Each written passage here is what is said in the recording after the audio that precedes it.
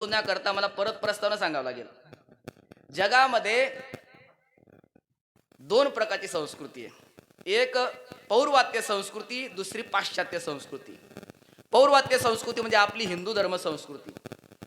आपल्या हिंदू धर्म संस्कृतीमध्ये विवाह होतात, लग्न लागतात आणि मरेपर्यंत ती मुलगी आपल्या पतीचा संसार करते. मरेपर्यंत, हो मरेपर्यंत. महाराज मरेपर्यंत जर संसार करते मग घटस्फोट काय भानगड आहे? तर ऐका, घटस्फोट हा शासनाला मान्य असेल पण शास्त्राला नाही. कारण शास्त्रात असं एकही उदाहरण नाही यांचा घटस्फोट झाला हे वेगळे झाले असं. एकदा मुलीचं लग्न झालं की मरेपर्यंत ती संसार करते आपल्या पतीचा, मग तो पती कसाही असो का कसाही असो, कसाही असो का कसाही असो, परंतु मरेपर्यंत संसार करते. ही आपली सनातन संस्कृती शिकवते. परंतु पाश्चात्य संस्कृतीमध्ये असं नाही बरं का. पाश्चात्य संस्कृतीमध्ये लग्न लागत असताना त्यांचे करार होतात. किती वर्ष आपण एकत्र राहायचं, 20 वर्ष का 25 वर्ष. एकदा 25 वर्ष लग्नाला झाले त्यांचा करार संपला, ते दुसरं लग्न करण्याकरता मोकळे. जी महिला आपल्या मालकाला फोन लावते ही महिला आपल्या हिंदू संस्कृतीप्रमाणे वागणारी नव्हती, पाश्चात्य संस्कृतीचं अनुकरण करणारी होती. हिचं आधी एक लग्न झालं होतं, पहिल्या मालकापासून 2 पोरं होती याच्या घरामध्ये. या माणसाचं सुद्धा आधी लग्न झालं होतं, पहिल्या पत्नीपासून 2 पोरं होती याच्या घरामध्ये. नंतर यांचं लग्न झाल्यावर यांना 2 पोरं झाली होती. म्हणून ते म्हणते तुम्ही लवकरात लवकर घरी या, कारण तुमची पोरं माझी पोरं आपल्या पोरांना मारताय. आता समजणं. मग आता एक वाक्य समजवण्याकरता मला एवढी प्रस्तावना सांगावं लागते. तर तुकोबारांचा 4 वाक्यांचा 4 चरणाचा अभंग आहे, त्याच्याकरता प्रस्तावना ऐका. एका वाक्याने प्रस्तावना सुरुवात करतो. हे वाक्य कीर्तन संपल्याशिवाय संपेपर्यंत विसरायचं नाही. आणि कीर्तन संपल्यावर विसरायचं नाही, कारण ते वाक्य कायम लक्षात ठेवायचं. ते माझ्या बुद्धीतून सांगत नाही तुम्हाला, संतांच्या प्रमाणाच्या आधाराने हे वाक्य सांगणार आहे. कोणतं वाक्य महाराज? लक्ष देऊन ऐका. संसार केल्यानंतर माणसाच्या अंतःकरणामध्ये वैराग्य निर्माण झालं पाहिजे आणि परमार्थ करून माणसाचं जीवन निश्चिंत झालं पाहिजे. विठ्ठल विठ्ठल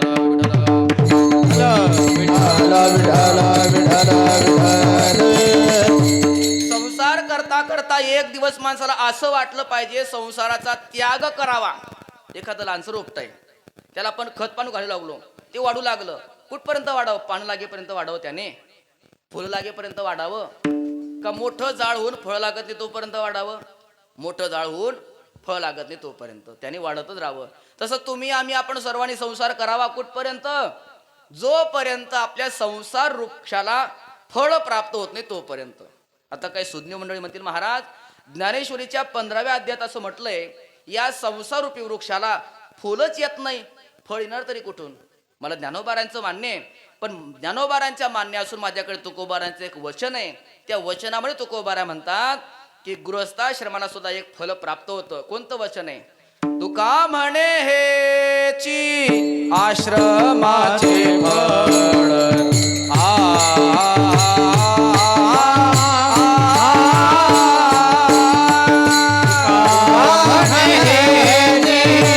आश्रमाचे फळ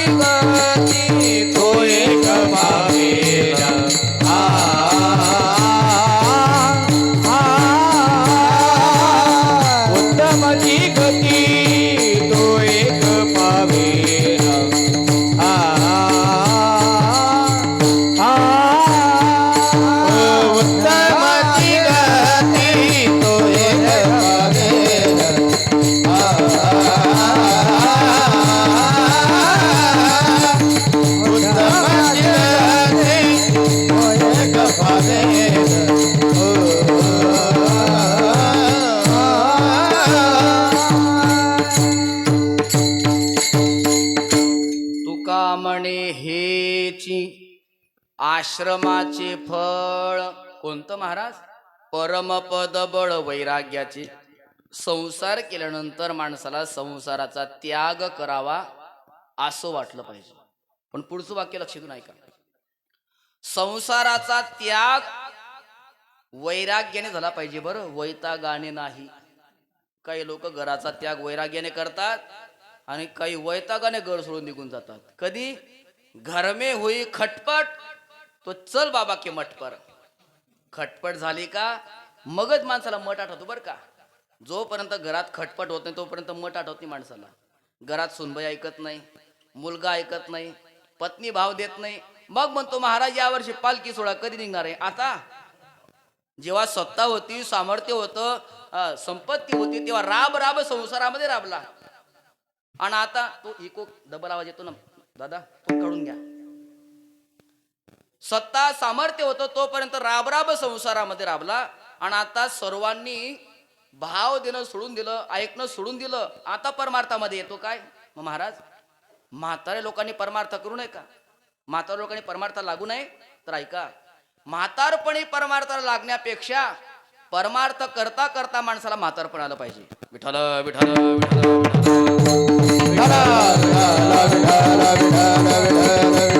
काही लोक वैराग्याने घराचा त्याग करतात तर काही वैतागाने घर सोडतात. असे वैतागलेले लोक आम्हाला भरपूर भेटतात प्रवासामध्ये. एकदा काय झालं, एका गावाला कीर्तनाला गेलो, बैठकीत बसलो. एक 75 वर्ष वयाचे आजोबा डोक्याला हात लावून बसले होते. म्हटलं बाबा काय कमतरता आहे तुम्हाला? मोठमोठ्या माड्या आहेत, दारामध्ये मोठमोठ्या गाड्या आहेत, पैसे भरपूर आहेत, नोकर चाकर चांगले आहेत, मुलं तुमची आज्ञाधारक आहे, मग का तुम्ही चिंता करता?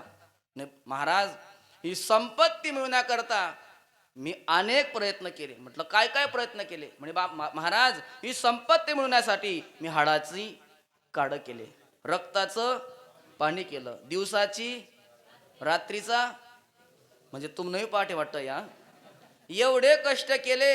आणि तेव्हा त्या बाबाचं वाक्य असं, महाराज ही संपत्ती मिळवण्याकरता मी जे कष्ट केले, माझ्यामुळे ही संपत्ती प्राप्त झाली. मी आहे म्हणून यांना चटणी भाकर खायला मिळते पोरांना, एकदा मला जाऊ द्या, यांना चटणी भाकर सुद्धा खायला भेटणार नाही. योगायोग असा त्या बाबाचा मुलगा शेजारीच उभा होता. तो लगेच समोर आला, म्हटले महाराज खरंच आहे, जोपर्यंत म्हातारं जिवंत आहे तोपर्यंत आम्हाला चटणी भाकरच खावं लागणार आहे. म्हटलं असं का बरं म्हणतो? म्हणे आमचं म्हातारं एवढं कंजूस आहे, एवढं कंजूस आहे, बँकेमध्ये पैसा पडून पडून तिकडे सडायला लागला, पण घरात 1 किलो तेल विकत आणू देत नाही. त्यामुळे म्हातारं जोपर्यंत आहे तोपर्यंत आम्हाला चटणी भाकरच खावी लागणार आहे. पण एकदा म्हाताऱ्याला जाऊ द्या म्हणे, आम्ही दररोज श्रीखंड गुलाबजाम खात जाऊ. म्हाताऱ्याला बरं वाटलं असेल का? वाईट वाटलं. कैसा विपरीत झाला तोची देह नव्हे दुजा. मुलाचं बोलणं संपलं तेवढ्यात म्हातारी स्वयंपाकघरातून आणि म्हटली, महाराज आमच्या म्हाताऱ्याचं वय 75 वर्ष झालंय, आता कथा ऐकावी, काकड्याला यावं, हरिपाठ करावा, नामस्मरण करावं, ते सोडून देतात आणि मुलाच्या संसारामध्ये लुडबुड करतात. ज्या दिवशी आमचं म्हातारा शांत बसून देवाचं नाव घेईन त्या दिवशी मी सोन्याचा घास खाईन म्हणते. म्हाताराला असा पश्चाताप निर्माण होतो, महाराज अहो यांच्याकरता मी हाडाची काढ केली, रक्ता तुमचं पाठ येते नाही का? एवढं कष्ट ज्यांच्याकरता केले आणि तेच जर आता माझ्या बरोबर असे उलट वागत असतील तर आता मला संसारात राहायचं नाही, मला आता तुमच्या सोबत आळंदीला यायचंय. उदाहरण संपलं. मला सांगा, बाबाने संसाराचा त्याग केला, हा वैराग्याने केला का वैतागाने केला? ज्याने वैतागाने घर सोडलं त्याला संसार नाही करता आला, ज्याने वैराग्याने घराचा त्याग केला त्याला खरा संसार करता आला. विठ्ठल विठ्ठल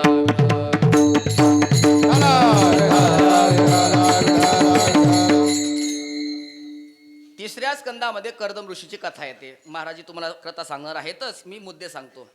कर्दम ऋषीला काय कमतरता होती हो? पतिव्रता पत्नी माता देव होती. केवढी पतिव्रता आहे, लग्नाच्या दुसऱ्या दिवशी ध्यान करण्याकरता कर्दम ऋषी बसले आणि समाधी लागली. देवती असं सुद्धा म्हटले नाही, तुम्हाला समाधीमध्येच बसायचं होतं, मला माझ्यासोबत लग्न का केलं तुम्ही? आता तुम्ही समाधीमध्ये बसा, मी चालली माहेरी, असं नाही म्हटले. आपल्या सर्व शृंगाराचा त्याग केला आणि साधी वस्त्र धारण करून त्या पतीच्या सेवेमध्ये तत्पर झाली.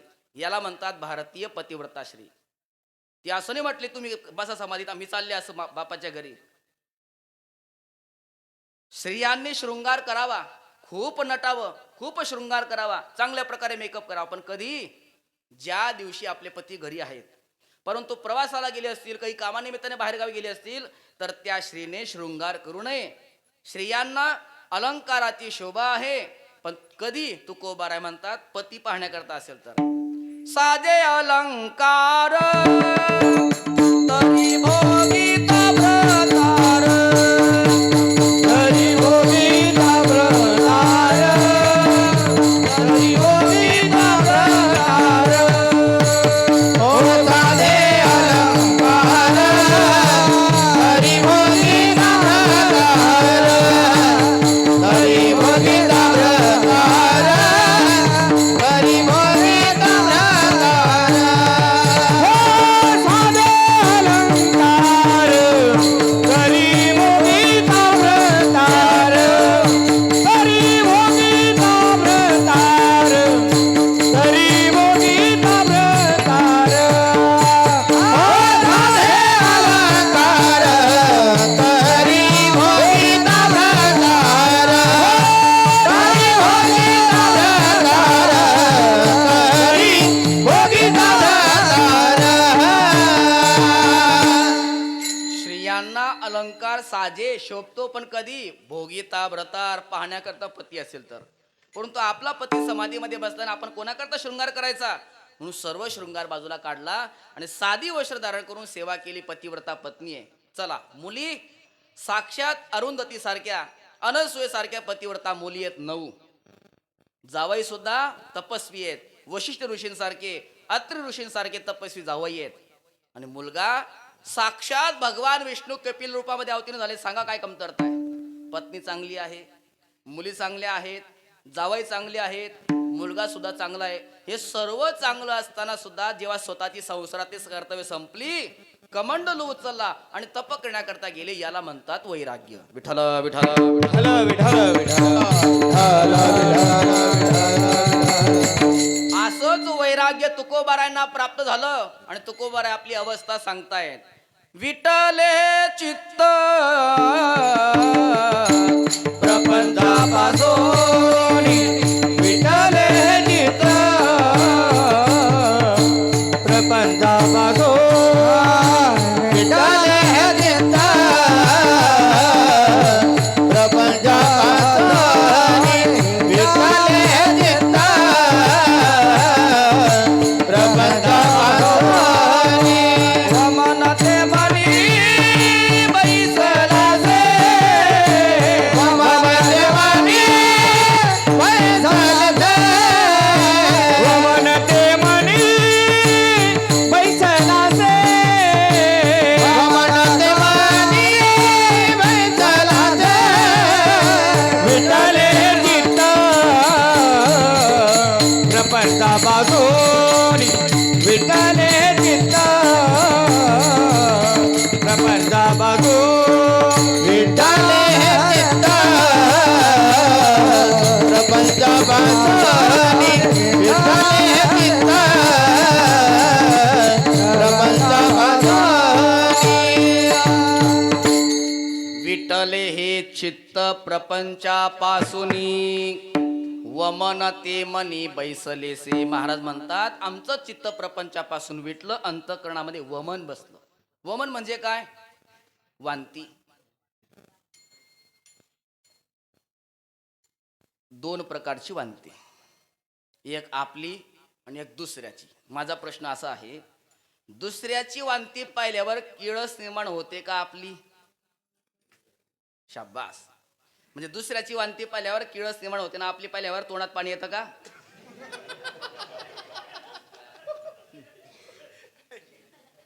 वांती दुसऱ्याची असो का आपली असो, किळस निर्माण होते. घडलेली घटना सांगतो तुम्हाला. आळंदीत असताना 7 ते 9 कीर्तन झालं आणि फराळ करण्याकरता, एकादशीचा दिवस होता, फराळ करण्याकरता बसलो.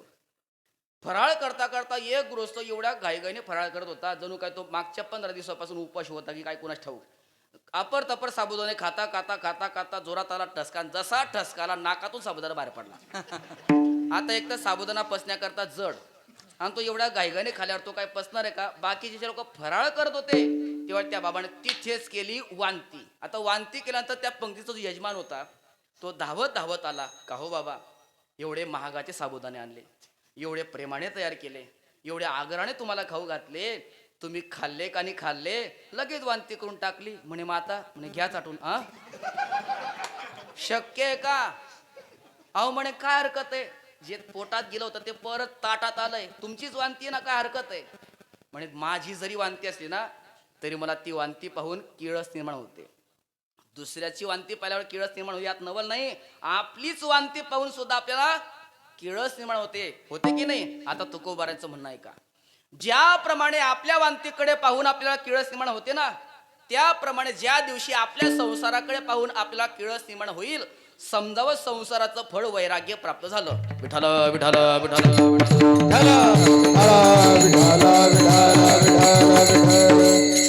तुकोबाराय वमन शब्द बोलतात आणि थांबतात, पण ज्ञानोबारांचा ज्ञानेश्वरीचा दृष्टांत म्हणजे कडेलो, त्याच्या पलीकडे दृष्टांतच नाही. ज्ञानोबाराय म्हणतात वांती, पण ती माणसाची नाही, कुत्र्याची. चार पायाच्या कुत्र्याची वांती. बरं सकाळी वांती केली, मग त्याला ऊन लागलं, हवा आला, ते पापुद्रा आला, अशी वांती नाही. मग नुकतंच ते कुत्र वांती करून गेलंय, ते वांतीकडे पाहिल्यानंतर किती किळस निर्माण होते. उठलेनी वैराग्य जेने हा त्रिवर्गु ऐसेनी सांडणे, जैसे व मुनिया सुने आताची गेले, याला म्हणतात वैराग्य. संसाराचं फळ वैराग्य आहे. पण संसार करता करता पुन्हा संसारच करावा असं वाटत असेल तर समजावं आपल्याला वैराग्य नावाचं फळ प्राप्त झालं नाही. संसाराचं फळ वैराग्य. आता परमार्थाचं फळ सांगतो. परमार्थ किती वर्षापासून आपण करतोय, परंतु आपल्या परमार्थाला फळ आलं की नाही हे कसं तपासायचं, तुकोबारांचं प्रमाण सांगतो. याजसाठी केला होता अट्टहास, शेवटचा दिस गोड भावा, शेवटचा दिस गोड भावा, शेवटचा दिस गोड भावा. केला होता अट्टहास, शेवटचा दिस गोड भावा, शेवटचा दिस गोड भावा, शेवटचा दिस गोड भावा. आता निशुद्धीने पावलो विसावा, आता निसंतीने पावलो विसावा, आता निसंतीने पावलो विसावा, आता निसंतीने पावलो विसावा, आता निसंतीने पावलो विसावा. कुंडलिया धावा कृष्णजिया, कुंडलिया धावा कृष्णजिया, कुंडलिया धावा कृष्णजिया. आता निसंतीने पावलो विसावा, कुंडलिया धावा कृष्णजिया, कुंडलिया धावा कृष्णजिया, कुंडलिया धावा कृष्णजिया. तुकोबारांनी देहुगाव सोडायचं. कधी भंडारा, कधी भामचंद्र, कधी घोराडा, या डोंगरावर जाऊन तुकोबारांनी खूप भजन केलं, खूप अट्टहास केला. लोकांनी विचारलं, महाराज तुम्ही एवढं भजन केलं, याचा परिणाम काय झाला? तुकोबाराय म्हणतात, आता निश्चिंतीने पावलो विसावा. ही निश्चिंतता म्हणजे परमार्थाचं फळ आहे. गळ्यामध्ये तुळशीची माळ आहे, आळंदीची वारी करतो, पंढरपूरची वारी करतो, एकादशी सोमवारचं व्रत करतो, कथा कीर्तन पुराण श्रवण करतो, नामस्मरणही करतो, आणि एवढं सर्व करून जर संसाराची चिंता करत असेल तर म्हणावं लागेल, फकीर होकर फिकीर करता. अरे वो भी साला गद्दा है, फकीर झाला ना तू, मग फिकीर कशाची? आणि तुला फिकीरच करायची होती तर फकीर झाला तरी कशा करता? एकदा गळ्यामध्ये तुळशीची माळ धारण केली, भगवंताच्या चरणारविंदी आत्मनिवेदन केलं की वैष्णवांनी चिंता करू नये, त्या परमात्म्याचं चिंतन करावं. तो परमात्मा सर्व चिंता करतो, तुझी चिंता त्यासी. म्हणून वैष्णवाने निश्चिंत असावं. भोजनाच्छादने चिंता वृथा कुर्वन्ति वैष्णवाः यो असौ विश्वंभरो देवो सवक्तान किमुपेक्षते. जे लोक देवाचं नाव घेत नाहीत, नास्तिक वागतात, त्यांचाही जर परमात्मा सांभाळ करतो तर ज्यांच्या गळ्यामध्ये तुळशीची माळ आहे, ते कीर्तन ऐकतात, कथा ऐकतात, त्यांना तो सोडून देणार आहे? सकळ जीवांचा करीतो सांभाळ, तुझं मोकलील ऐसे नाही. म्हणून वैष्णवांनी निश्चिंत असावं. पण किती निश्चिंत असावं? अनुमान यावं याकरता छोटंसं उदाहरण सांगतो, लक्ष देऊन ऐका. एका राजधानीच्या शहरामध्ये एक श्रीमंत सावकार एवढे श्रीमंत होते की आपल्याकडे किती संपत्ती त्यांनाच माहिती नव्हतं. जसं आपल्या अंगावर किती केस आहेत आपल्याला माहिती आहेत, तसं त्या सावकाराला आपल्याकडे किती संपत्ती त्याला माहिती नव्हतं. मुनीमजीला बोलवलं, मुनीमजी आपल्या संपत्ती मोजायची, सर्व संपत्ती तुम्ही मोजून काढा. सावकार, मुनीमजी झालो खरा, परंतु मला जास्त गणित येत नाही. अरे, तुम्ही मुनीमजी झाले, तुम्हाला गणित येत नाही? चिंता करू नका, झुरखेडे ग्रामस्थांचं गणित चांगलं पक्क आहे. ते ग्रामस्थ मंडळी तुम्हाला मदत करतील. तुम्ही मोजायला सुरुवात तर करा. ग्रामस्थ मंडळी थोडीशी मदत करा बरं का. लहान मुलापासून आपण सुरुवात करू. जे शाळेत जात आहेत मुलं आणि मुली, अजिबात घाबरायचं नाही. जे जे प्रश्न विचारेल त्याची उत्तरं द्यायची. त्या मुनीमजीने मोजायला सुरुवात केली. त्या सावकाराचे पैसे उत्तर द्या सर्वांनी. एकावर शून्य, 10वर शून्य, 100वर शून्य, 1000वर शून्य, 10,000वर शून्य, लाखावर शून्य, 10 लाखावर शून्य, करोड. जरा यांच्याकरता टाळ्या वाजवा हो, करोड पर्यंत पोहोचले ते. जोरा टाळ्या वाजवा हो ना. आता या वयात करोड पर्यंत पोहोचले, मोठं झालं. किती पर्यंत पोहोचले माहित नाही.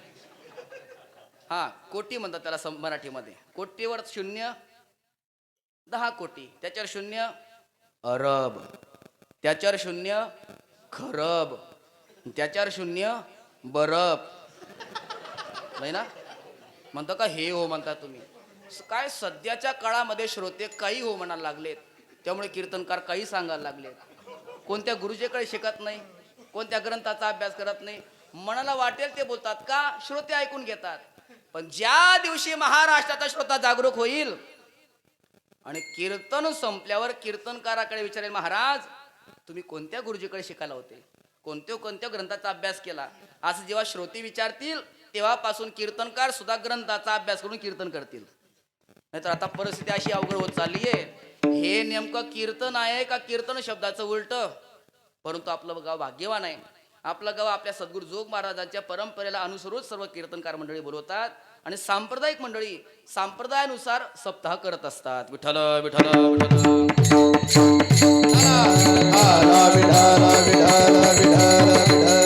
विषय निघाला आपला अरब खरब आणि बरपुरून. पण बघा, मराठी भाषेमध्ये अब्ज 10 अब्ज इथपर्यंत जाता येतं. त्याच्या पुढे संख्या माहिती का तुम्हाला? मराठीत नाही, अब्जापर्यंत, 10 अब्जापर्यंत. पण जगात जेवढ्या काही भाषा आहेत ना, या सर्व भाषांची आई, माता, जननी, मा, मदर, तुम्हाला कोणता शब्द आवडतो घ्या, सर्वांची जननी आहे संस्कृत भाषा. संस्कृत भाषेतून सर्व भाषा निर्माण झाल्या आहेत, म्हणून सर्व भाषांची जननी संस्कृत. आता कोणाला शंका येईल की इंग्रजीची आई सुद्धा संस्कृत आहे का? हो, इंग्रजीची मम्मी सुद्धा संस्कृतच आहे. तुम्ही म्हणणार कशावरून? पुरावा देतो तुम्हाला. संस्कृतमध्ये वडिलांना म्हणतात पितृ. पितृपासून शब्द तयार झाला फादर, मातृपासून मदर, भ्रातृपासून ब्रदर, स्वश्रूपासून सिस्टर आणि स्वेदक पासून स्वेटर. माझ्याकडे 200 शब्दांची यादी आहे. त्यामुळे संस्कृत पासूनच इंग्रजी प्रगट झालेली आहे, जन्माला आली आहे. म्हणून सर्व भाषांची आई संस्कृत भाषा आहे. या संस्कृत भाषेमध्ये अब्जाच्याही पुढे मोजता येतं. 10 अब्जापर्यंत गेलो होतो आपण, शून्य ठेवत चला. पुढे म्हणतात वृंद, खर्व, निखर्व, शंख, पद्म, सागर, अंत्य, मध्य आणि एकावर 17 शून्य ठेवले की त्याला म्हणतात एक परार्ध. परार्धाच्या पुढे कोणती संख्या नाही. या मुनीमजीकडे, या सावकाराकडे एवढी संपत्ती होती की ती परार्धाच्या पुढे गेली. मुनीमजी धावत आले, म्हणजे मोजून काढली सर्व संपत्ती. म्हणे किती आहे? म्हणे परार्धाच्या पुढे गेली अनंत आहे. अरे अनंत म्हणजे नेमकी किती? म्हणे निश्चित अंक सांगू शकत नाही, पण एक सांगू शकतो, तुमच्या पुढच्या 7 पिढ्यांनी बसून खाल्लं तरी संपणार नाही. हे वाक्य ऐकलं, आता सावकाराचा चेहरा उतरला. म्हणे काय झालं? म्हणे तू हिशोब सांगितल्यामुळे माझा चेहरा उतरला. अहो पण 7 पिढ्या बसून खातील एवढी संपत्ती आहे ना तुमच्याकडे. अरे 7 बसून खातील, पण 8वी काय खाईल? मला 8वीची चिंता निर्माण झाली म्हटले. मग असं करा म्हटले, गावाच्या उत्तरेला मोठा डोंगर आहे, तिथं साधू राहतो, वैष्णव राहतो. त्या वैष्णवाकडे तुम्ही जा आणि विचारा, महाराज माझ्याकडे 7 पिढ्या बसून खाती एवढी संपत्ती आहे, मला 8वीची चिंता आहे, ती निवारण करण्याकरता मी तुमच्याकडे आलोय, मला उपाय सांगा. सावकार म्हटला, मी जातो. परंतु मी कीर्तनात असं ऐकलंय, 3 लोकांकडे जाताना माणसाने कधीच रिकाम्या हाताने जाऊ नये. रिक्त पाणीर्न गच्छेत राजानाम देवताम गुरुम. राजाकडे, देवाकडे आणि गुरुदेवाकडे किंवा साधू संतांकडे रिकाम्या हाताने जाऊ नये, काही ना काही घेऊन जावं. म्हणून तो सावकार बाजारामध्ये गेला, फळं विकत घेतले, पिशवीत टाकले, पिशवी घेऊन निघाला. वेळ होती दुपारची. साधूचं नुकतं दुपारचं जेवण झालं, वामकुक्षी करत होते. सावकार पोहोचले, समोर पिशवी ठेवली, नमस्कार केला, साधू उठून बसले. साधूचं लक्ष गेलं त्या पिशवीकडे. काय महाराज याच्यामध्ये? म्हणजे काही नाही, तुमच्याकरता फळं आलेत, उचल, मला लागत नाही फळं, माझं जेवण झालं. मला असं करा ना, आता तुमचं जेवण झालं ना, मग हे फळं तुम्ही संध्याकाळी खा. संध्याकाळी? अरे एकदा दुपारचं जेवण झालं की संध्याकाळच्या जेवणाची मी चिंता करत नाही, उचल. त्या सावकाराने पिशवी उचलली आणि गरगर आपला घरचा रस्ता पकडला. पुन्हा साधूला दया आली. अहो सावकार इकडे, अहो कशा करता आले होते, काय काम काढलं होतं? सावकार म्हटलं, माझं काम झालं. म्हणजे काय काम काढलं होतं? म्हणे 7 पिढ्या बसून खातील एवढी संपत्ती माझ्याकडे आहे, तरी मी मूर्ख 8व्या पिढीची चिंता करतो. आणि विचारण्याकरता कोणाकडे आलो? ज्यांचं दुपारचं जेवण झाल्यावर, ज्यांना संध्याकाळच्या जेवणाची सुद्धा चिंता नाही, एवढं निश्चिंत जीवन आपलं ज्या दिवशी होईल, समजावं आपला परमार्थ सफळ झाला. विठ्ठल विठ्ठल.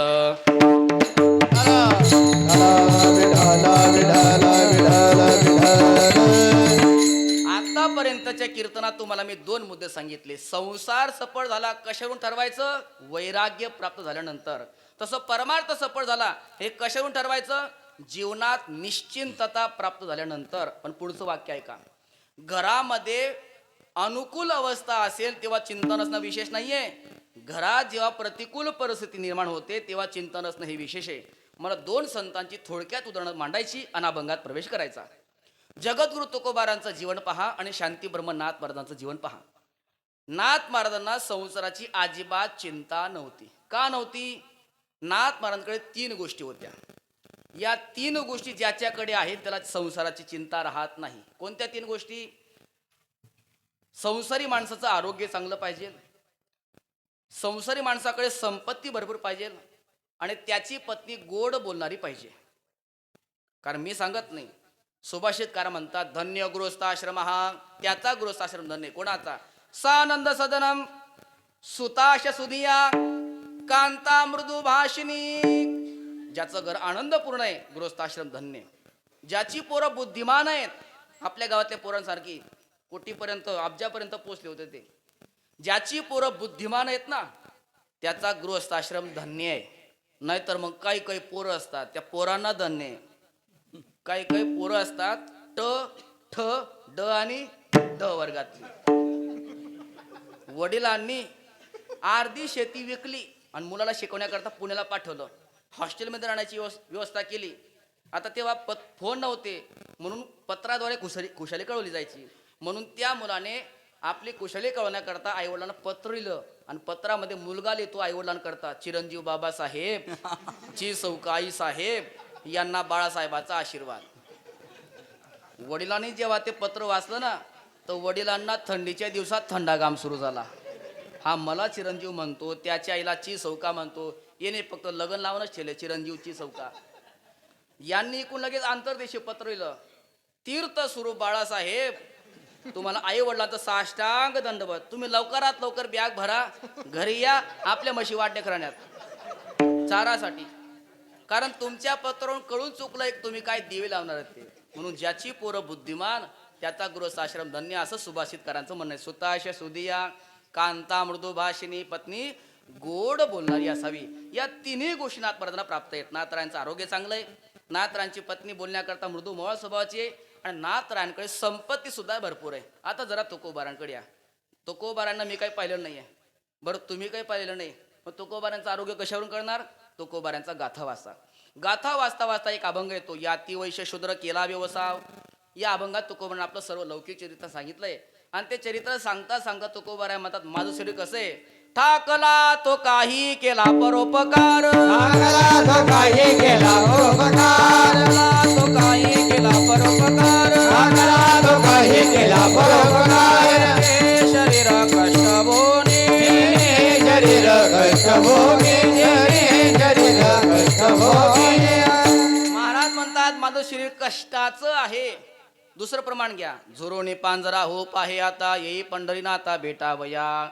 तुकोबाराय पांडुरंग परमात्म्याची भेटी करता अतिशय चिंताक्रांत होते. ऐशी चिंता करी सदा सर्व काळ तुका म्हणे चिंता वाटे कोण भेटे सांगेशा. त्यामुळे तुकोबारायांचं आरोग्य पाहिजे तसं नव्हतं या प्रमाणाने लक्षात येतं. नसेकाना आरोग्य संपत्ती तरी पाहिजे होती ना. एकेकाळी तुकोबारा सावकार होते, परंतु दुष्काळ पडल्यानंतर तुकोबारांची काय परिस्थिती झाली तुकोबारा सांगतात. आम्ही सदैव सुडके जवळी येता चोर धाके जाऊ पुढती विके कुत्री घर राखीची. आम्ही सदैव सुडके जवळी येता चोर धाके जाऊ पुढती विके कुत्री घर राखती. आम्ही सदैव सुडके आम्ही सदैव सुडके जवळी येता चोर धाके जवळी येता चोर धाके. आम्ही सदैव सुडके जवळी येता चोर धाके जाऊ पुढती कुत्रे घर राखी. आम्ही सदैव सुडके. लक्ष द्या. अंगात जो मी सदरा घातला ना याला दांडेकर शर्ट असं म्हणतात. या शर्टला 3 खिसे आहेत. इकडे एक आणि वरचा. कल्पना करा इकडच्या खिशात 2 लाख रुपये आहेत. कल्पना करायला काय हरकत आहे आपल्याला. इकडे 2 आहेत आणि वर 3 आहेत. 2 आणि 2 4 आणि 3 7 लाख रुपये घेऊन मी रात्रीच निघालो. तुम्हाला धाक आहे कोणाचा. चोरांचा. कधी अडवतील गाडीन कधी लुटून तिथे सांगता येत. पण तुकोबाराय म्हणतात आम्ही कीर्तन संपल्यावर रात्री अपरात्री कधीही निघो आम्हाला चोरांचा धाक नाही. उलट चोरी करण्याकरता निघालेले जे चोर त्या चोरांना जर तुकोबारा दिसले तर धाक चोरांना पडायचा. कारण प्रमाण तसंच आहे. जवळ येता चोर धाके. म्हणजे जाऊ पुढे भेके कुत्रे घर राखे. ती आरोग्य नाहीये संपत्ती नाहीये. मग तिसरं कारण कमीत कमी तिसरी गोष्ट जरी चांगली पाहिजे होती ना. कोणती. पत्नी गोड बोलणारी. आणि खरं सांगा तुकोबारांची पत्नी जिजाबाई साहेब बोलण्याकरता किती गोड स्वभावाच्या होत्या ना. अजिबात नाही. जिजाऊ आई साहेब बोलायला लागल्या म्हणजे तुकोबारांना घाम फुटाचा यात नवल नाही. पांडुरंग परमात्म्याला घाम फुटाचा एवढा स्वभाव तिखट होता. काय झालं तुकोबारांचं दिवाळ निघालं. त्या दिवाळ्यामध्ये दुष्काळ पडल्यामुळे दिवाळा निघाल्यामुळे तुकोबारांच्या मेहुण्याला कीव आली आणि त्याने एक म्हैस पाठवून दिली. मेहुणा कळतो सर्वांना. बायकोच्या बापाला मेहुणा म्हणतात ना. तुम्ही जागे आहेत का झोपले ते तपासत होतो मी. ग्रामीण भाषेत सांगायचं म्हणजे साल्याने म्हैस पाठवली. ती म्हैस अशी निघाली 12 वर्ष व्यालीच नाही पण एकदा व्याली. व्याल्यानंतर जिजाऊ मातेचा आनंद गगनात व्हावे ना. कारण ती म्हैस कुठून आली होती. माहेरून. आणि असं म्हणतात महिलांना माहेरचं जर कुत्र एवढं गोड लागतं तर म्हैस किती गोड लागतं जरा विचार तर करा तुम्ही. सकाळपासून संध्याकाळपर्यंत सारखी सेवा. ती म्हैस व्याली. तुकोबारा एक तांब्या घेऊन गेले. आवले प्रेमाने आवले म्हणायचे. अगं एवढा एक तांब्या दूध दे ना. ज्ञाना महाराज विचारता कशाला. महाराजांनी लगेच पहिल्या दिवशी 1 तांब्या, दुसऱ्या दिवशी 1 तांब्या, तिसऱ्या दिवशी 1 तांब्या, चौथ्या दिवशी परत 1 तांब्या. जिजाई माता विचार करते महाराज एवढा मोठा तांब्या दररोज 1 घेऊन जात आहेत. 4 दिवसापासून 1 तांबे नेत आहेत. बरं नेतात कुठं. तपास केला पाहिजे म्हटले आपण. सावधान बरं का पुरुष मंडळी. कारण प्रत्येक महिलांचे गुप्तहेर असतात. आणि गुप्तहेर कोण. आपलीच पोरं. दुसरं कोण. बाळू इकडे तुला खाण्याकरता लाडू देऊ. त्याला लाडू द्यायचा. विचारायचं का रे तू काल तुझ्या पप्पा बरोबर आत्याच्या गावाला गेला होते की नाही. म्हटले हो. मग सांग बरं तुझे पप्पा आत्या बरोबर काय गप्पा मारत होते. त्या बाळूला 1 लाडू दिला की पप्पाच्या सर्व गप्पा सांगून टाकतं ते. तसं तुकोबाराची मोठी मुलगी भागीरथी इकडे मी तुला 1 ग्लास भरून दूध पिण्याकरता देईल. तू नेहमी तुझ्या वडिलांसोबत असते का ग. 4 दिवसापासून तुझे वडील 1 तांब्या घेऊन जात आहेत दूध. नेमकं नेतात कुठं. म्हणे आई नक्की देशील का दूध. नक्की देईल. भागीरथी सांगायला सुरुवात करते. आई माझे वडील सुंदर आणि गोड असं दूध घेतात तांब्यामध्ये भरतात. तो तांब्या घेऊन पांडुरंगाच्या मंदिरात जातात. पुढे मंदिरात प्रवेश करतात, पुढे गाभाऱ्यात प्रवेश करतात, पुढे पांडुरंग परमात्म्याच्या मुखाला तो तांब्या लावतात.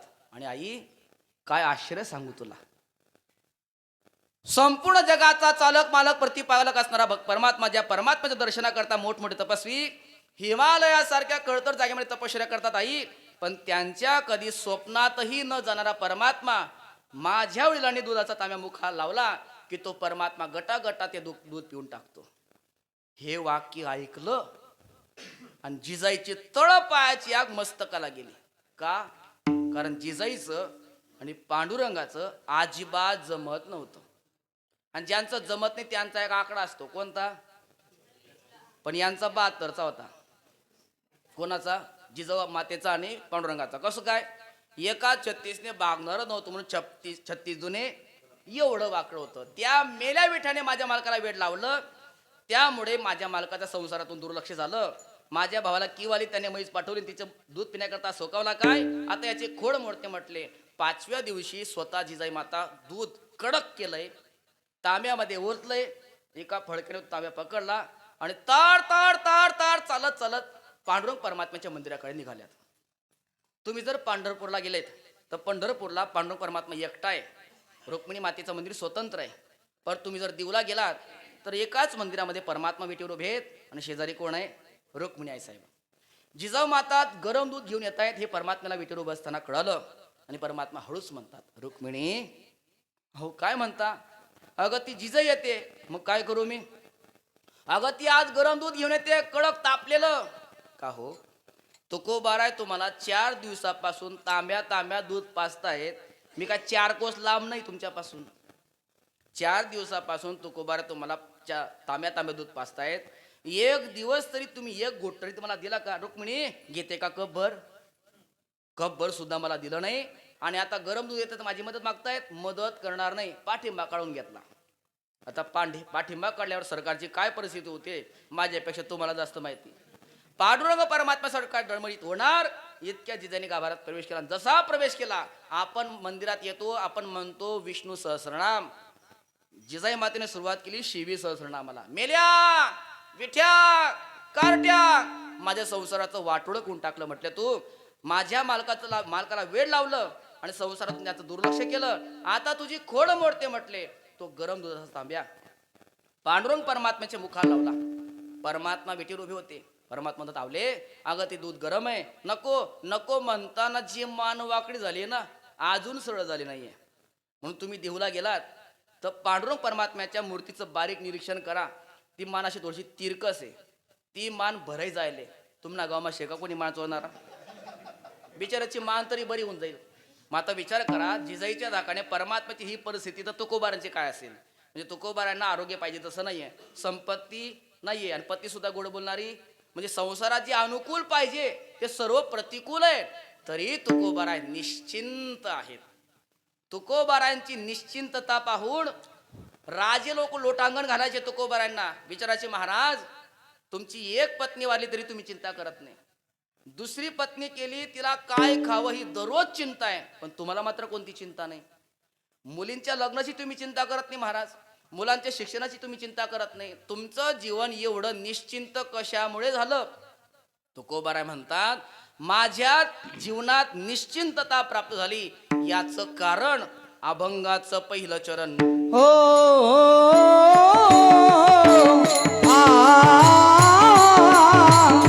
सापडला हाती,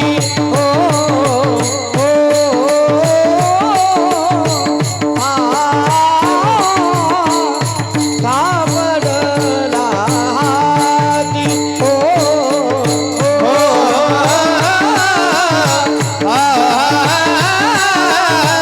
सापडला हाती,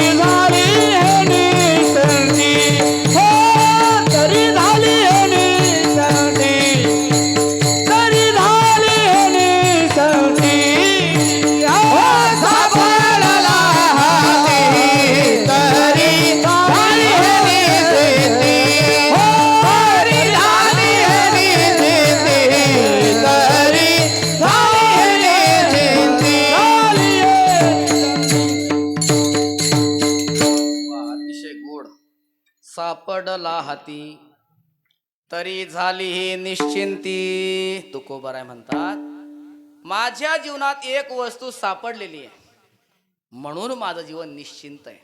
काय सापडलं मला तुम्हाला? नोटाचे बंडल सापडले का? नाही नाही नाही. सोन्याचे दागिने सापडले का? अजिबात नाही.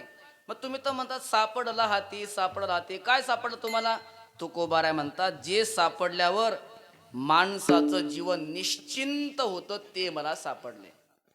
आता इथे तुकोबाराय फक्त एवढंच निर्देश करतायत सापडला हाती तरी झाली हे निश्चिंती. मला एक वस्तू माझ्या ताब्यात आली, हातात सापडली म्हणून माझं जीवन निश्चिंत झालं. पण काय सापडलं याचा शोध घ्यायचा आणि मगच घरी जायचंय. आज काय सापडलं तुकोबारायांना? एक प्रमाण सांगतो, जास्त वेळ लावणार नाही, अगदी वेळेत सेवा संपवणार. तुकोबाराय म्हणतात सापडला हाती. तर लक्ष द्या, तुकोबाराय काय शोधण्यासाठी निघाले होते हे जर आपल्याला सापडलं तर तुकोबारायांना काय सापडलं तेही सापडून जाईल. येते का लक्षात? तुकोबाराय काय शोधण्याकरता निघाले होते? तुकोबारायांचं एक प्रमाण सांगतो. तुका म्हणे याचा संग नवे भला, तुका म्हणे याचा संग नवे भला, शोधित विठ्ठला जाऊ आता, शोधित विठ्ठला जाऊ आता. या संसाराचा, या विकारांचा संग चांगला नाहीये म्हणून विकाराचा संसाराचा संग टाकून आपण विठ्ठलाला शोधत जाऊ. तुकोबाराय विठ्ठल शोधण्याकरता निघाले होते. तो विठ्ठल तुकोबारायांना सापडला म्हणून महाराज म्हणतात सापडला हाती. हातात आला म्हणजे आमच्या ताब्यात आला. इथे तुकोबाराय म्हणतात सापडला हाती आणि याचं उत्तर देणारं गाथ्यात एक प्रमाण आहे. हरियाला हाता हरियाला हाता, हरियाला हाता, हरियाला हाता, हरियाला हाता, हरियाला हाता, हरियाला हाता, हरियाला हाता. मग कैसी भय चिंता, मग कैसी भय चिंता, मग कैसी भय चिंता, मग कैसी भय चिंता, मग कैसी भय चिंता, मग कैसी भय चिंता, मग कैसी भय चिंता.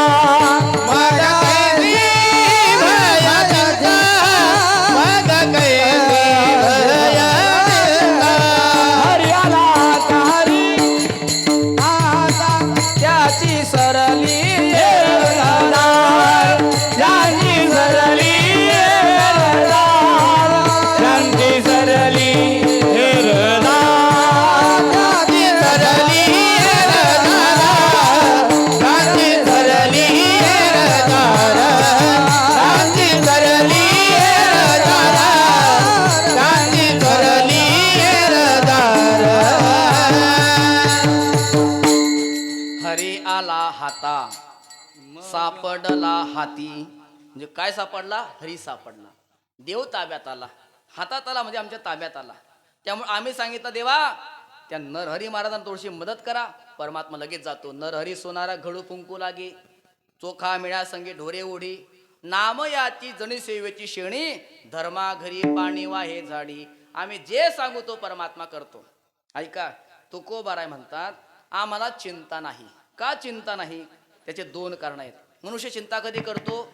जे पाहिजे ते मिळत नाही आणि जसं व्हायला पाहिजे तसं होत नाही तेव्हा मनुष्य चिंता करतो. पण तुकोबाराय म्हणतात आम्हाला चिंता नाही. का? आम्हाला जे पाहिजे ते परमात्मा पुरवतो. तुका म्हणे आम्ही जे जी इच्छा करू ते ते कल्पतरू पुरविसी. तो परमात्मा कल्पतरू आम्हाला आहे, तो आम्हाला सर्व काही पुरवतो. आम्ही त्याला जसं व्हायला सांगू तसा तो होतो. जैसा केला तैसा होय, भोळे भाविक हे जुनाट चांगले, होय तैसे केले भक्ती भावे, होय भक्ती केला तैसा, होय भक्ती केला तैसा, होय भक्ती केला तैसा, होय भक्ती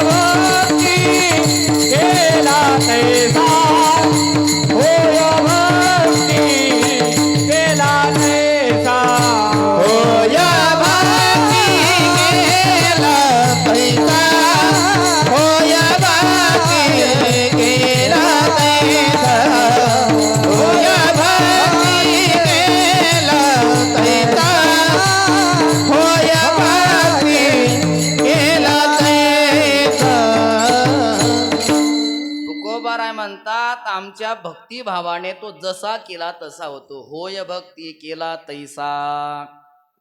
एकदा भगवान परमात्मा रडू लागले. यशोदा मैया म्हणतात, का रे तू का रडतोय?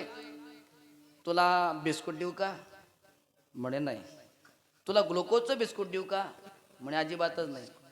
तुला खेळणं देऊ का? म्हणे नाही. तुला बावली देऊ का? म्हणे नाही. तुला सजीव बावली देऊ का? म्हणे तिथं अजिबात देऊ नको, कारण ती जसं डोकाला तांदच म्हणे.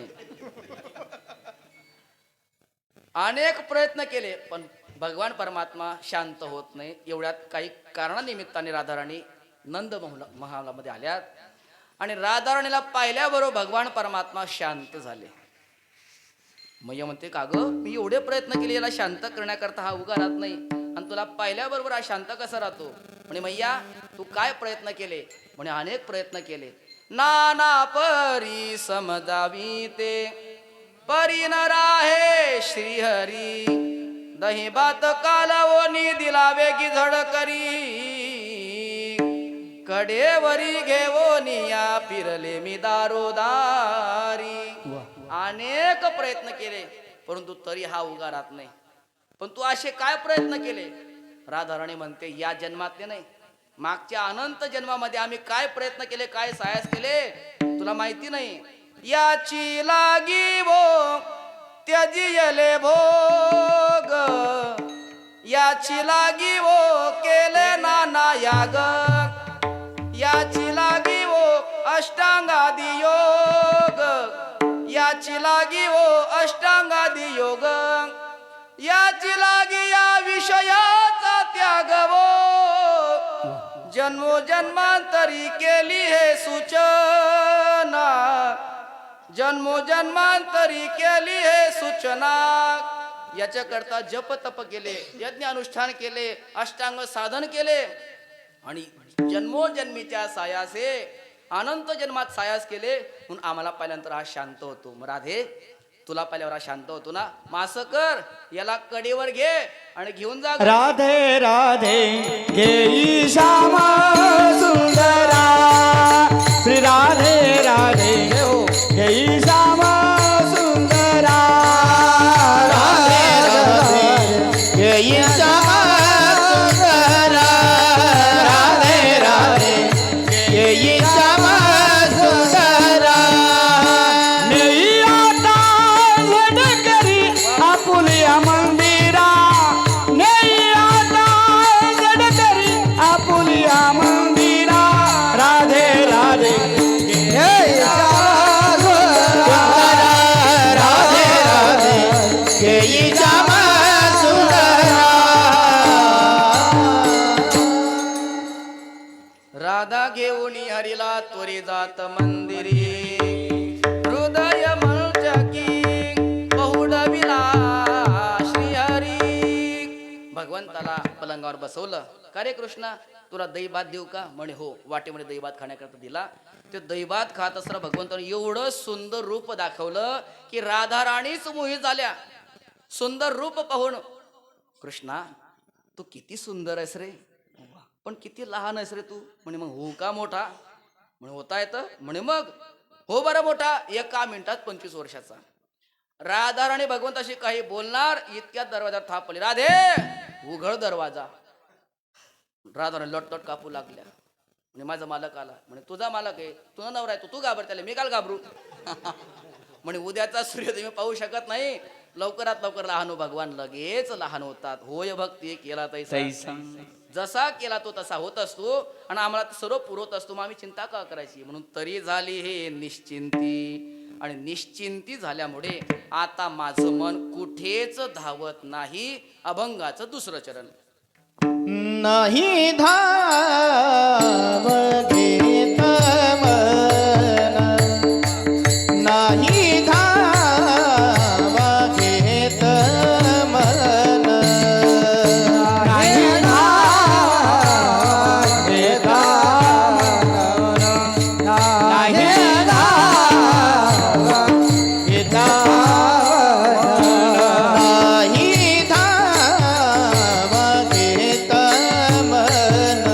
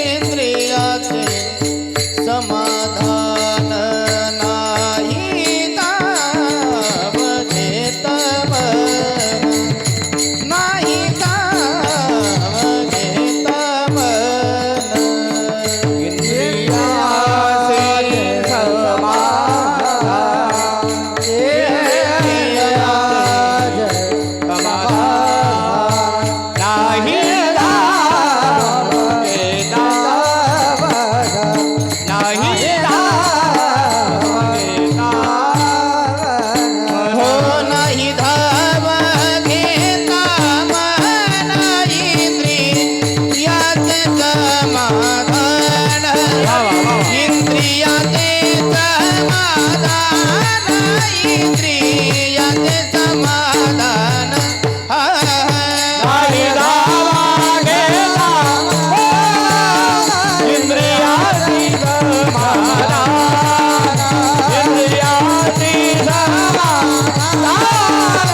इंद्रियाची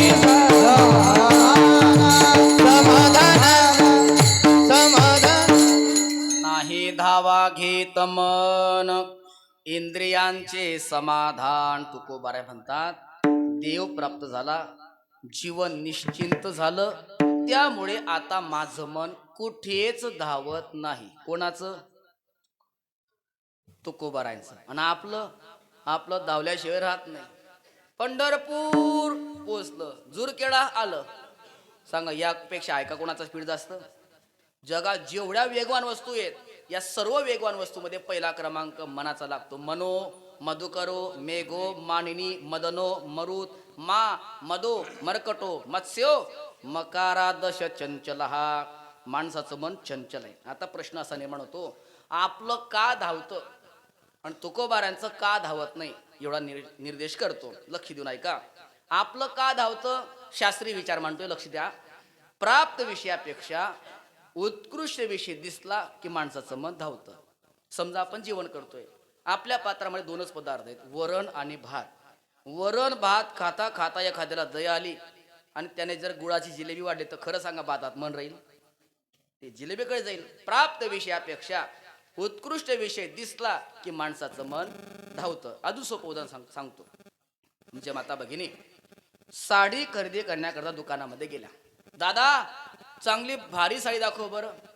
तो दादा असा हिम्मतवाला असतो दुकानदार. हिम्मतवाला का म्हटलो मी? कारण माता भगिनीला घ्यायची असते एकच, पण त्याला 50 साड्या दाखवा लागतात. असंच आहे का नाही? कुठेही जा तुम्ही, कोणत्याही गावात जा, असंच आहे. असं कधी घडलं का? एक माता भगिनी साडी खरेदी करण्याकरता गेली आणि त्या दुकानदाराने पहिलीच साडी दाखवली आणि ते पहिलीच साडी पॅक करून घरी घेऊन आली. असं कधी घडलं? आणि जर घडलं तर त्या महिलेचं नाव मला सांगा, त्या नावाची मला गिनीज बुकामध्ये नोंदणी करायची आहे. पण मला माहिती असं कधी होणार नाही. पहिली साडी दाखवली ना, बरं त्यांचे 2 वाक्य ठरले असतात. कोणते?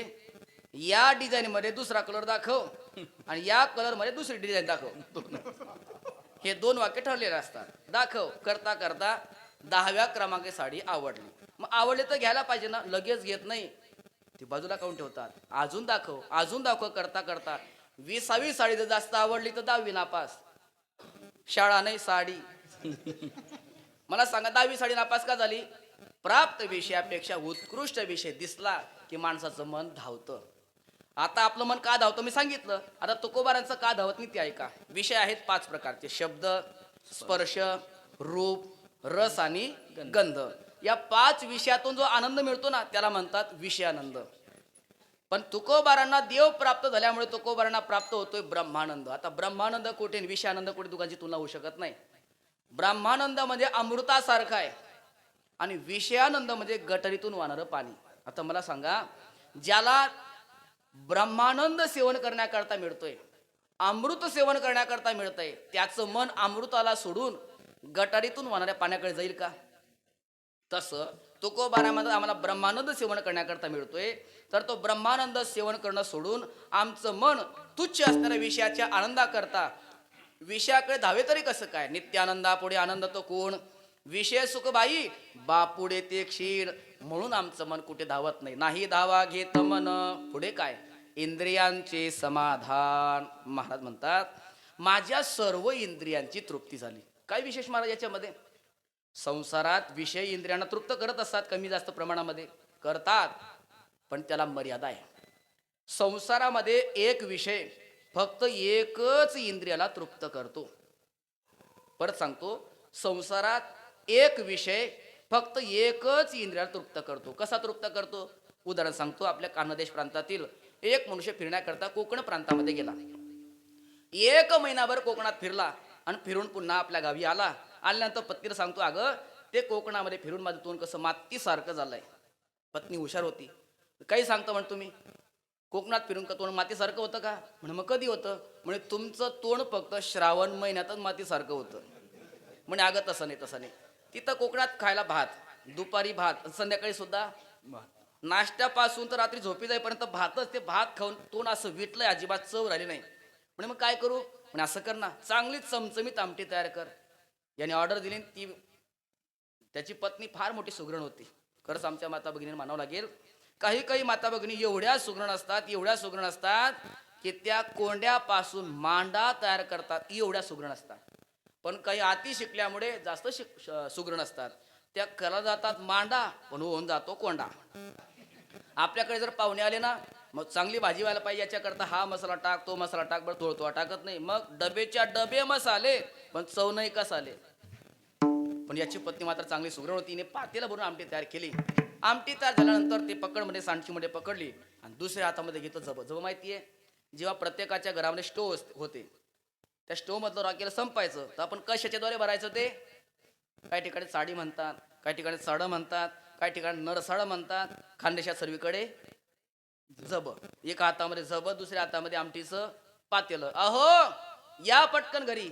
आला, काय करू? झोपा म्हण तुम्ही. आता झोपा.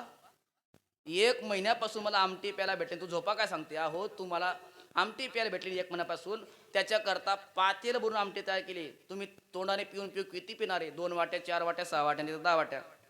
म्हणे मग तो ना काय इच्छा रे, तुम्ही झोपा तर करा. जब कासाठी? तुम्ही झोपा. हे जब मी तुमच्या कानाला लावते आणि अख्खं आमटीचं पातेलं कान करून देते. घ्या तृप्ती करून. तुम्हाला आमटी पाहिजे होती ना. आता उदाहरण संपलं. उदाहरण लक्ष द्या तुम्ही. ज्ञानोबा राय म्हणतात, अहो बाई तुम्ही आमटी खूप छान केली बरं का, पण ती आमटी काही कानात भरायची असते का? करो आणि रस सोय बरवी, ते कानी केवी भरावी. माऊली, तृप्ती होण्याकरता काय केलं पाहिजे? ज्ञानोबा राय म्हणतात, तो रसनेची सेवा व्हा. रस हा विषय. रसनेने सेवन केला तरच आनंद देतो. मला सांगा, आमटी आनंद देत नाही का? देते हो, फक्त तोंडालाच. कानाला बरं करून टाकेल, डोळ्यांना आंधळ करून टाकेल.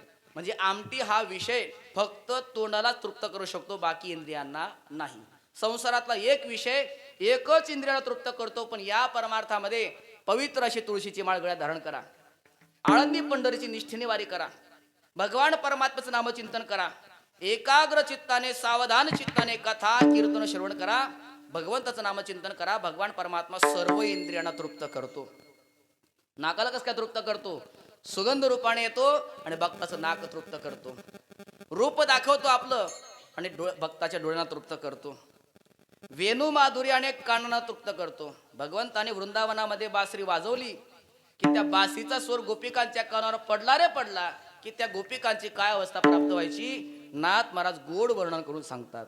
प्रपंच धंदा नाठविकाई, मुरलीचा नाद भरला हृदयी, पती सुताचा विसर पडला, याच्या मुरलीचा छंद लागला, सावर जंगम विसरून गेले, विसरून गेले, भेदभाव हरपला, समाधी उन्मनी तुच्छ वाटती, मुरली ऐकता मना विश्रांती, नंद नंदन नंद नंदन नंद नंदन मुरलीवाला, नंद नंदन मुरलीवाला, नंद नंदन मुरलीवाला, नंद नंदन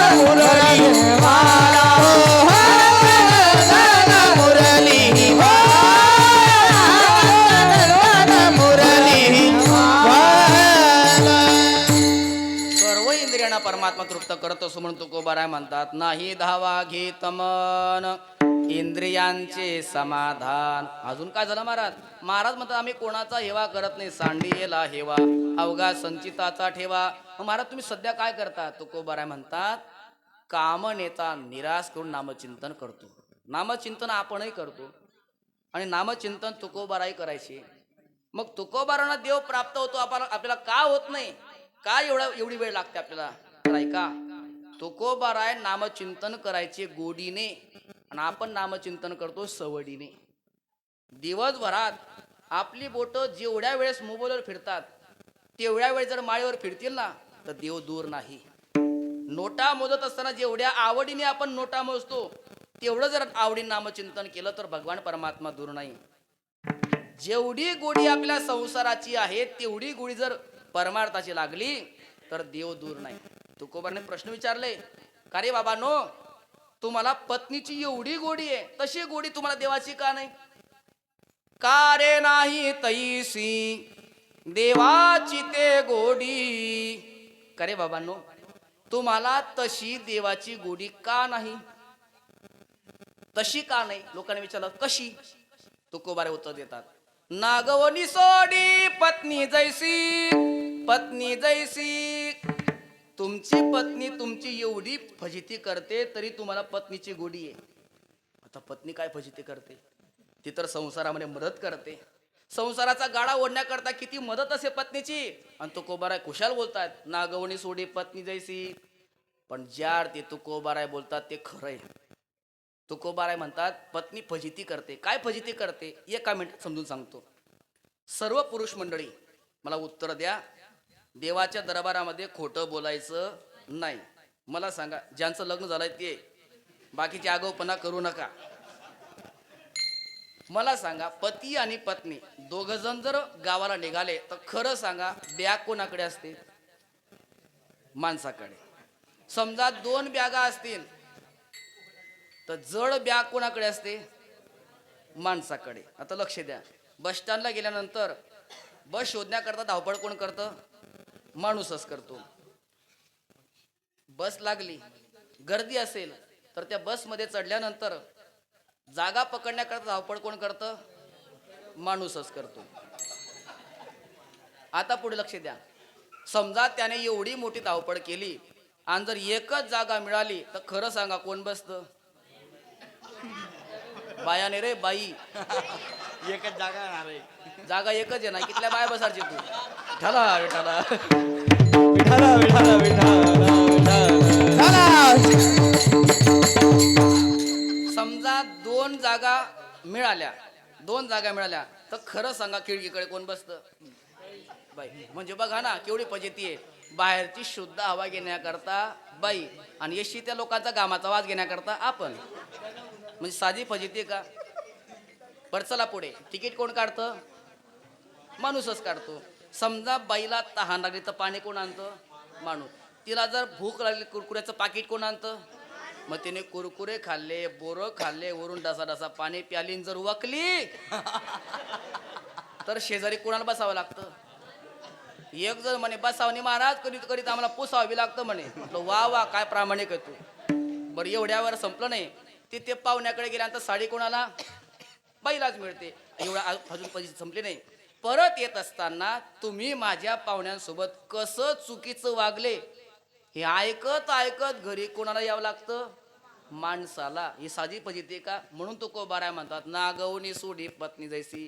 पत्नी एवढी फजिती करून सोडते तरी तुम्हाला पत्नीची गोडी आहे, तशी गोडी तुम्हाला देवाची का नाही? आणि तशी गोडी ज्या दिवशी लागेल, जी अवस्था तुकोबारांना प्राप्त झाली ती अवस्था आपल्या सुद्धा प्राप्त झाल्याशिवाय राहणार नाही. तुकोबाराय म्हणतात आम्ही नामचिंतन करतो, पण कसं करतो?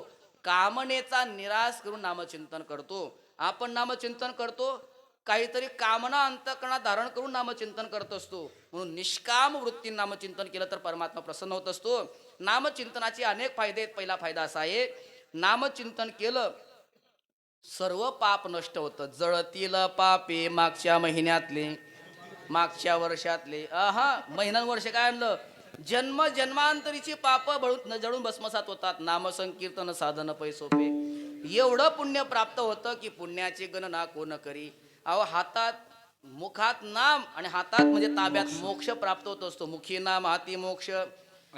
जो नामचिंतन करतो ना त्याच्याकडे आलेले सर्व संकट 12 वाटांनी पळून जातात. नामाच्या चिंतने 12 वाटा पळती विघ्ने. तुकोबाराय म्हणतात जो नामचिंतन करतो त्याच्याकडे आलेली सर्व संकट 12 वाटांनी पळून जातात. महाराज या 12 वाटा कोणत्या? या 12 वाटा मला माहिती आहेत, पण आता जर मी 12 वाटा सांगायला सुरुवात केली तर तुम्ही घरच्या वाटा धरल्याशिवाय राहणार. त्यामुळे त्या भानगडीत मी पडत नाही. नामाच्या चिंतने 12 वाटा पळती विघ्ने असे अनेक फायदे असल्यामुळे मी नामचिंतन करतो. अभंगाचा शेवटचा चरण.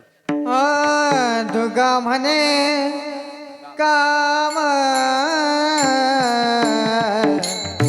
तुका बरे काम तुगा म्हणे काम तुका बरे काम तुका म्हणे काम तुका म्हणे काम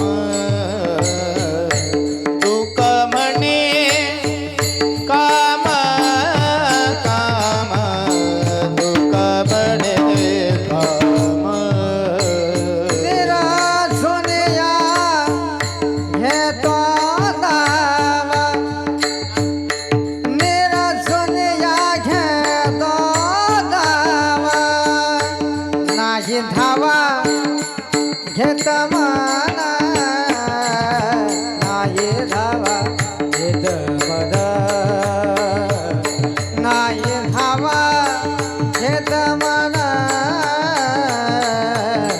नाही धावा घेत मद निरसोनिया घेतो नाम निरसोनिया घेतो नाम नाही धावा घेत मन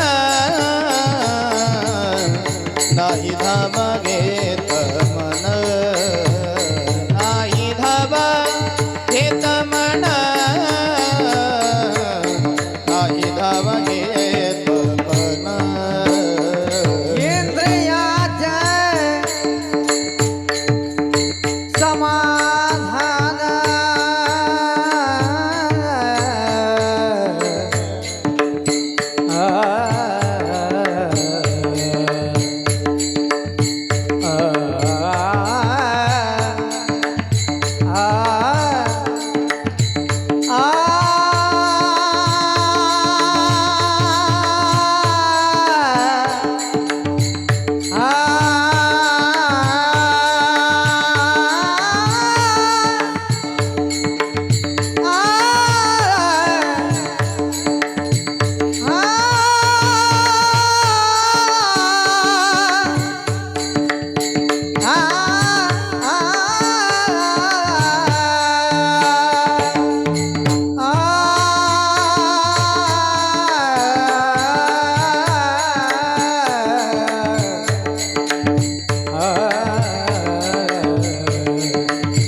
भज मन राम सुखदाई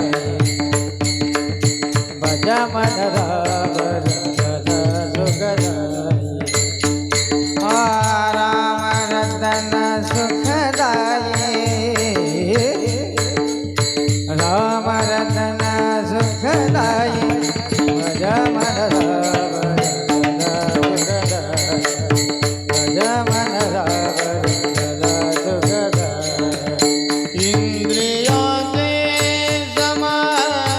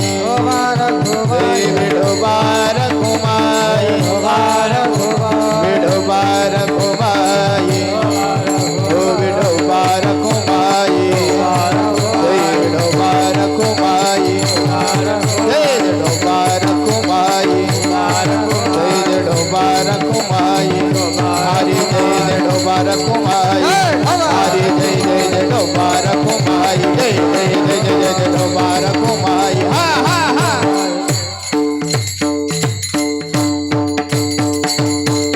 तुका म्हणे काम निरसुनिया घेतो नाम नाही धावा घेत मन इंद्रियांचे समाधान यथामती यथावकाश अभंगावर सेवा करण्याचा प्रयत्न केला झाला चिंतन सेवा ज्ञानोबारा तुकोबारा सगळं संत मंदिर सर्वांची चरणारविंदी समर्पित करतो माझी ही गुरुबंधू मंडळी आदरणीय आमचे ज्येष्ठ गुरुबंधू जनार्दनजी महाराज गुरुबंधू सागर महाराज गुरुबंधू दीपक महाराज गुरुबंधू नितीन महाराज समस्त भजनी मंडळी बालगोपाल भजनी मंडळी युवा भजनी मंडळ या सर्वांनी गोड साथ केली यांच्याकरता एकदा जोरात टाळ्या झाल्या पाहिजे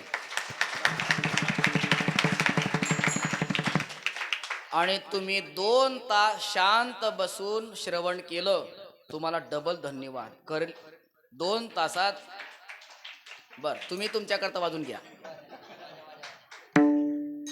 आणि स्वयंभू महादेव भगवंताच्या चरणारविंदी ही सेवा समर्पित करतो आमचे ज्येष्ठ गुरुबंधू यांच्या हरिभक्तीपरायण मुरलीधरजी महाराज यांच्या संपर्कातून आज्ञेतून ही सेवा प्राप्त झाली आणि त्या योगी आपणात सर्व श्रोत्यांच्या दर्शनाचा पुनश्च लाभ प्राप्त झाला मी माझं परमभाग्य समजतो झालेली सेवा आपले चरणारविंदी समर्पित करतो सेवेला पूर्ण विराम ज्ञानेश्वर